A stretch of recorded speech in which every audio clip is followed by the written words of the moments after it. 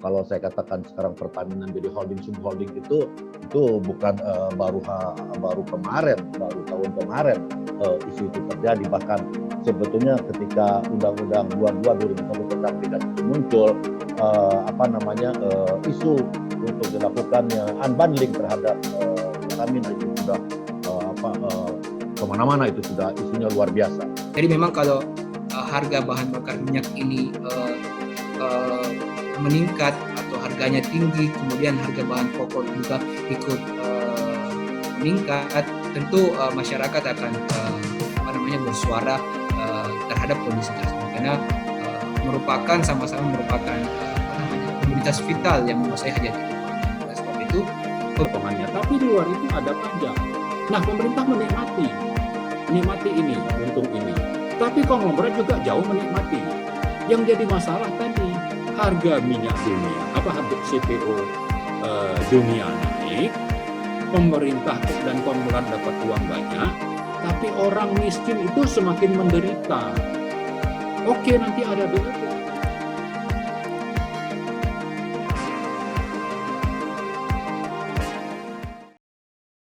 Marwan.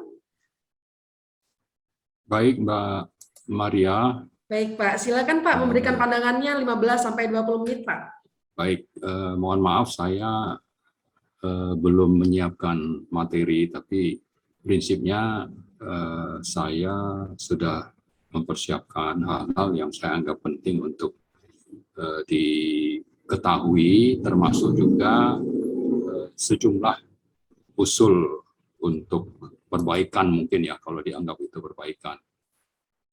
Baik, yang pertama kita memang memahami bahwa harga BBM itu berubah dan diatur sesuai dengan peraturan yang diterbitkan oleh pemerintah. Kalau kita mundur ke belakang, aturan yang pertama kali menjadi rujukan saat Pak Jokowi mulai jadi presiden ya di 2014, beliau itu menerbitkan Perpres 191 2014, ya itu terbit 31 Desember. Jelas ini merujuk kepada Undang-Undang Migas nomor 22 2001. Turunannya itu adalah Perpres. Perpres ini adalah rujukan utama dalam penetapan harga BBM nasional. Nanti dari Perpres itu akan ada terbit misalnya Kepmen ESDM tentang formula harga atau Permen ya. Yang penting setelah Perpres terbit biasanya ada Kepmen yang menyusul. Kepmen ini bisa membuat nanti harga naik atau turun. Itu yang paling penting. Nah, sejak 2014 sampai sekarang itu ternyata Perpres 191 ini sudah mengalami 3 kali perubahan. Ya, pertama itu di bulan Mei 2018. Itu ada Perpres nomor 43 2018. Merubah beberapa ketentuan dalam Perpres 191 2014 tadi. Kemudian 3 Agustus 2021 terbit Perpres nomor 69 2021. Kemudian terakhir di 31 Desember 2021 terbit pula Perpres 117 tahun 2021 yang intinya memang merujuk ke Perpres 191 sebagai dokumen lengkapnya, lalu 3 perubahan yang menyusul sejak 2018 sampai 2021 yang lalu itu adalah hanya merubah sejumlah pasal dalam Perpres 191 itu. Intinya sebetulnya perubahan ini memang disebabkan oleh perubahan harga minyak dunia. Kalau bicara harga BBM memang yang dominan itu faktor penentunya naik turunnya itu memang harga minyak dunia.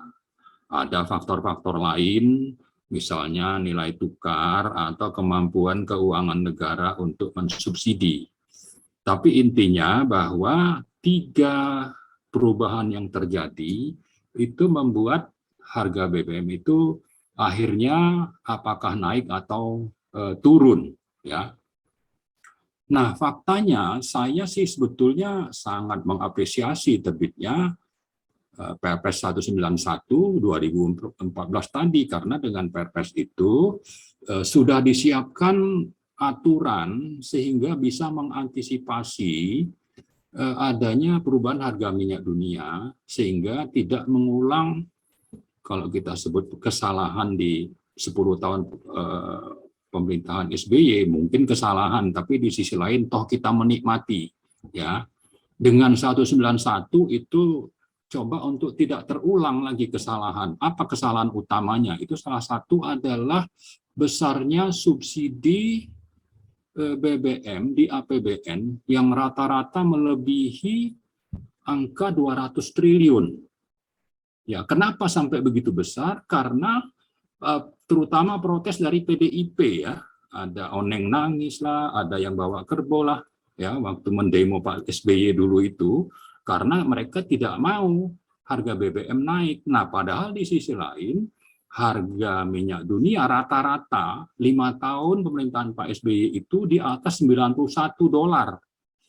Ya. Karena itulah saya bilang mengapresiasi terbitnya Perpres 191 yang sudah membuat nanti kalau harga minyak dunia itu naik kembali seperti yang dialami oleh Pak SBY, itu subsidi di APBN-nya bisa ditekan, salah satunya dengan cara bahwa ada formula untuk BBM umum misalnya itu mengikuti perubahan harga minyak dunia. Nah, tapi ya dalam praktek Perpres 191 ini pertama ditolong oleh harga minyak dunia yang terus turun sejak akhir 2014 atau di pertengahan 2015 itu turun. Jadi formula tadi tidak terlalu relevan untuk membuat harga BBM itu harus naik karena harga minyak dunianya turun. Jadi tertolong ya dalam 2 tahun pertama. Tapi di pertengahan 2018 itu harga minyak dunianya naik. Ya. Kenaikan ini membuat harga BBM umum itu menjadi juga mengikuti. Jadi ada pernah kenaikan mengikuti Perpres. Tapi karena mau menjelang pemilu, ya, ada kepentingan pemerintah secara politik untuk supaya bisa tetap mendapat dukungan suara rakyat. Maka terbitlah Perpres 43. Perpres 43 2018, Mei 2018, itu ada hal-hal yang memang saya anggap tidak konsisten dengan 191 dalam rangka kita bisa mengantisipasi kalau harga minyak dunia naik, subsidi BBM di APBN itu tidak seperti terjadi pada era Pak SBY. Nah, pemerintah di Perpres ini misalnya ya itu tidak memberlakukan formula harga yang sudah ada, dipertahankan dan itu terus berlangsung sampai 2020. Ya, kemudian BBM khusus penugasan RON 88 yang tadinya itu tidak boleh dijual di Jawa, Bali, Jamali, itu malah dibolehkan. Jadi volumenya malah jadi naik, ya kan? Tapi di sisi lain itu juga menambah subsidi di APBN. Nah, kenapa ini bisa terjadi? Ya tadi ya, di samping ada faktor kepentingan politik untuk meraih dukungan suara, tapi Pertalite ini kan tidak ada rujukan di luar negeri.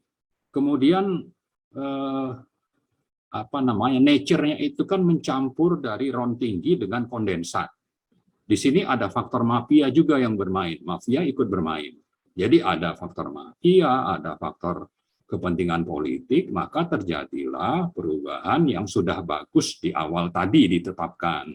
Ya, nah ini memang di awal tidak terlihat ada peningkatan subsidi di APBN, tapi faktanya pemerintah meminta Pertamina membayar selisih harga keekonomian dengan harga jual BBM itu, maka terjadilah, misalnya itu cukup ramai dibahas di 2020 atau 2019 akhir tentang tanggungan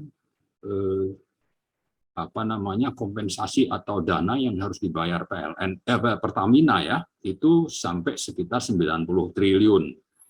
Meskipun memang itu nanti akan dibayar melalui APBN, tapi itu dilakukan belakangan setelah adanya audit oleh BPK. Tapi intinya adalah yang pertama, aturan main tidak dijalankan sesuai dengan yang seharusnya.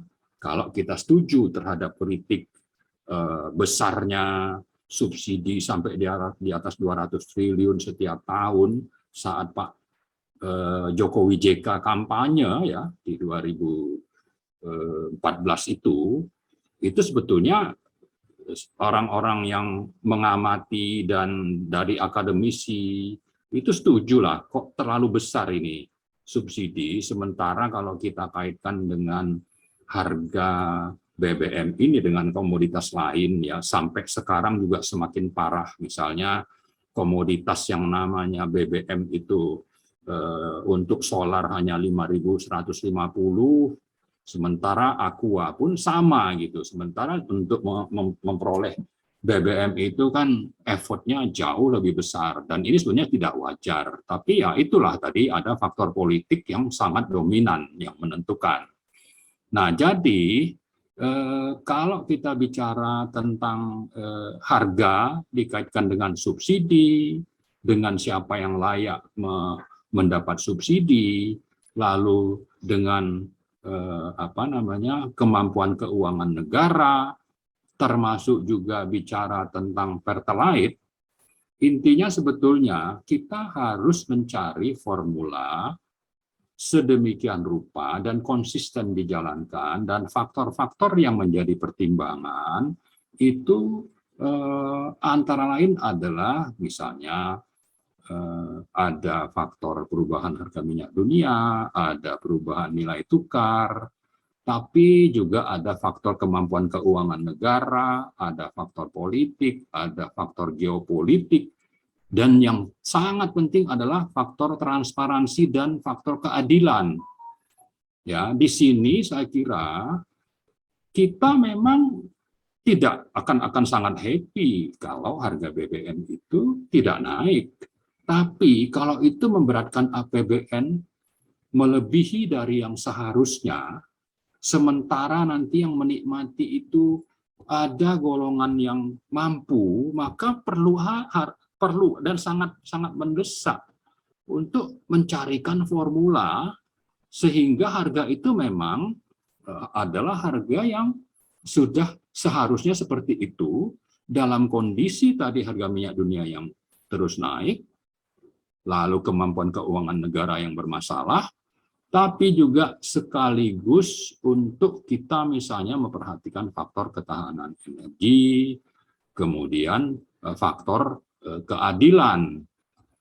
Ya, subsidi itu kalau 200 triliun lebih ya, ada sempat tahun itu di atas 300 triliun saat Pak SBY di 5 tahun terakhir, itu memang yang menikmati justru lebih banyak orang-orang yang mampu atau sektor-sektor yang mampu.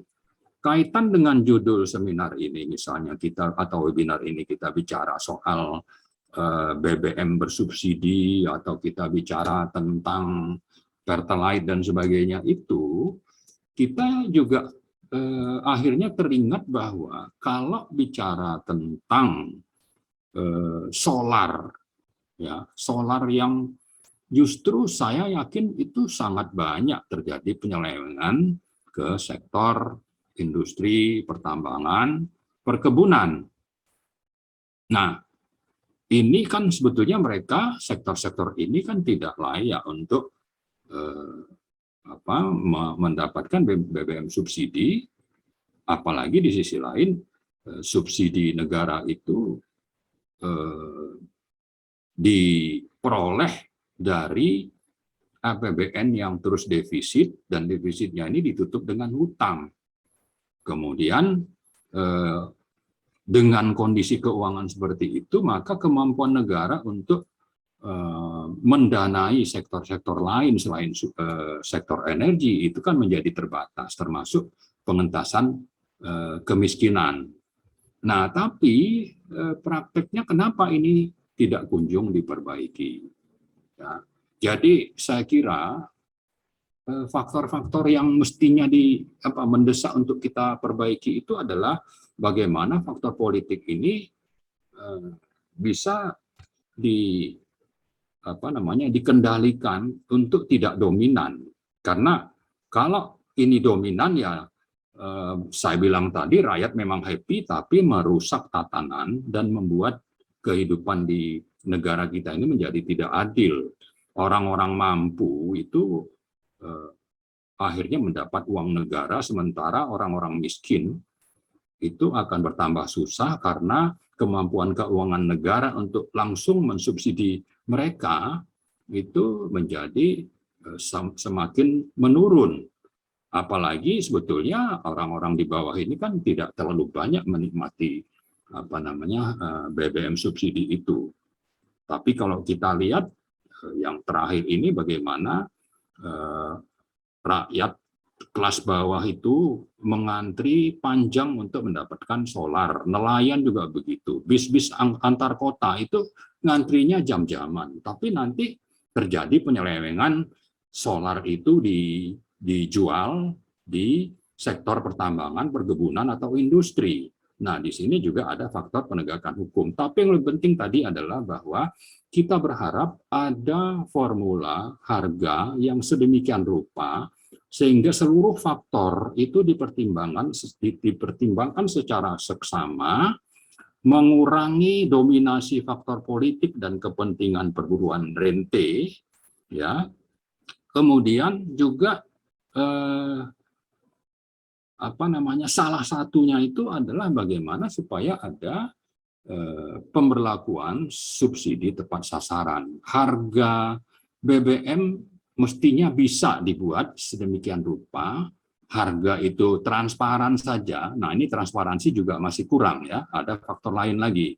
Ada politik, ada perburuan rente oligarki, ada faktor transparansi. Tapi itu untuk mendukung yang pertama dan kedua itu sebetulnya masalah transparansi ini. Tapi yang lebih penting tadi, saya kira perlu segera mendorong dan ada konsensus sesama partai gitu, ya.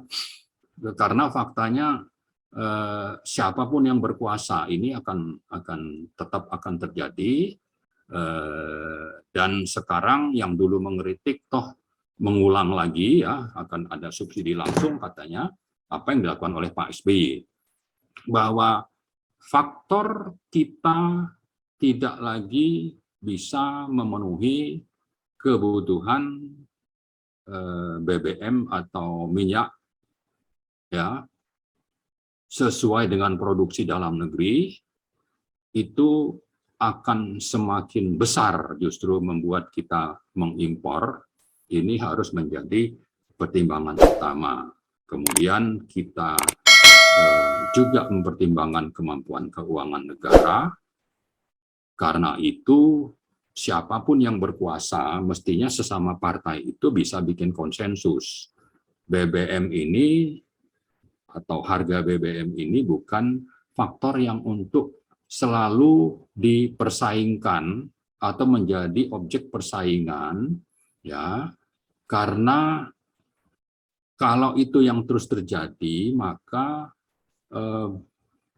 faktor yang saya kira sangat kita sayangkan itu adalah terjadinya subsidi tepat sasaran, tidak tepat sasaran di tengah keuangan negara yang bermasalah, ya. Kemudian ini salah satu yang menjadi faktor penyebabnya adalah dominasi kepentingan politik dan perburuan rente. Nah, saya kira itu yang saya tawarkan adalah pemerintah perlu menerbitkan formula harga BBM yang sifatnya itu menyesuaikan dengan kondisi produksi minyak nasional, perubahan harga minyak dunia, kemampuan keuangan, tapi sekaligus juga untuk menyiapkan energi yang berkelanjutan sambil membelakangkan atau mempertimbangkan masalah politik itu sebagai politik yang mestinya menjadi sikap seluruh partai, terserah itu oposisi atau itu yang sedang berkuasa.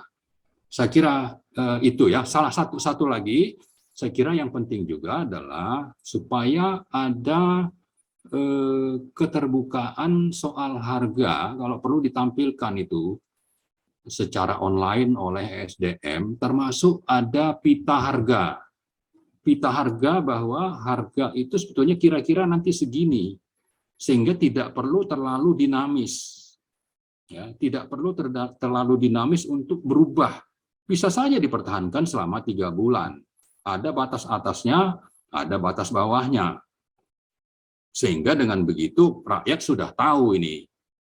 Juga tadi yang saya perlu ingatkan bahwa harga BBM ini jangan terlalu rendah untuk diperbandingkan dengan harga komoditas lain.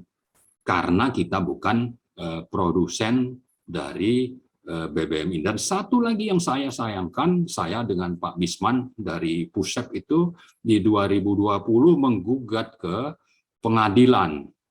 Karena apa? Karena waktu awal 2020 harga minyak dunia itu sempat sampai ke $20 per barrel. Sementara pemerintah dengan berbagai alasan tidak mau menurunkan harga. Padahal pernah harga itu mengikuti harga minyak dunia. Waktu sampai misalnya 9.000 kita pernah bayar. Ya, yang waktu itu harganya masih 7.000 itu. Seingat saya waktu 2020 itu premium sekitar 7.000 atau 6.000, 7.000 ya. Kemudian kita pernah bayar sebelum 7.000 itu di 9.000. Nah, kenapa waktu turun di 2020 itu tidak mau diturunkan dengan berbagai alasan? Nah, akhirnya kita gugat, tapi kita dianggap tidak punya legal standing. Ya, tapi harap dicatat, waktu pemerintah tidak turunkan harga itu, SPBU asing menikmati. Ya, sekarang begitu harga naik, mereka dibiarkan langsung terus menaikkan harga sesuai harga minyak dunia. Nah, pemerintahnya kemana? Asing itu dibiarkan begitu bebas, ya, menikmati, menghisap dari kita, terutama waktu harga minyak dunia turun. Mestinya ya bisa ditahan juga untuk tidak segera menaikkan harga saat harga minyak dunia naik misalnya. Nah, inilah hal-hal yang saya kira perlu menjadi pertimbangan, dan saya kira kita bisa usulkan ya bahwa pemerintah itu harus hadir dan harus objektif, harus berkeadilan, ya, harus juga bisa menegakkan aturan main.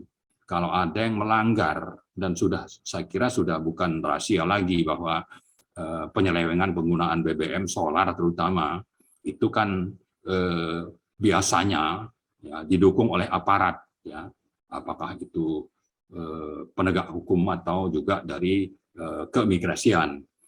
Ya, ini tidak pernah terdengar ada sanksi yang tegas, yang jelas, dan itu banyak, dan itu uangnya ya memakan APBN juga, tapi pemerintah seolah-olah tidak hadir.